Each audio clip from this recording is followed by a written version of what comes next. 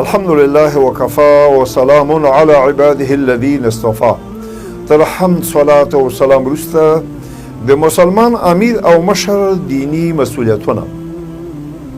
په اسلام کې د حکومت رئیس او مشر د دې لپاره نه ټاکل کیږي چې په خلکو باداری وکړي، بلکې د خلکو د خدمت په خاطر غوره کیږي، ترڅو هغه دندې او مسؤلیتونه سرته ورسوي چې د اسلامي حکومت د مشر په توګه تر بیعت اخیستلو وروسته شریعت پرې لازم ګرځولي دي.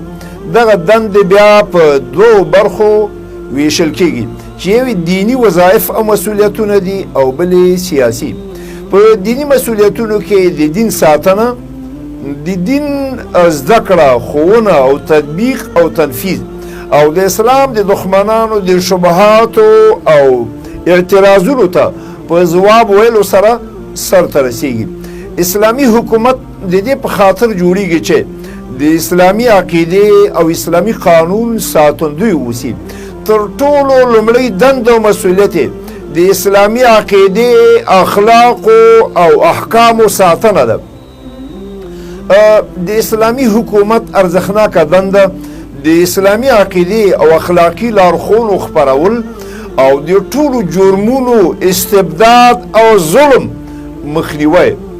په همدې توګه د ټولو باطلو عقایدو او افکارو لکه بتپالنه، الحاد، بدعاتو، خرافاتو او د جادوګرۍ په کلکه مخه نیول دي.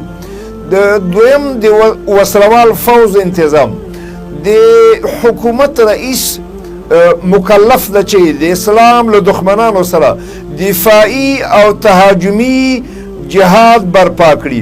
د دې لپاره بشري او تخنیکي ځواکونه برابرول او نور هر ډول لوازم تهیه کول دي.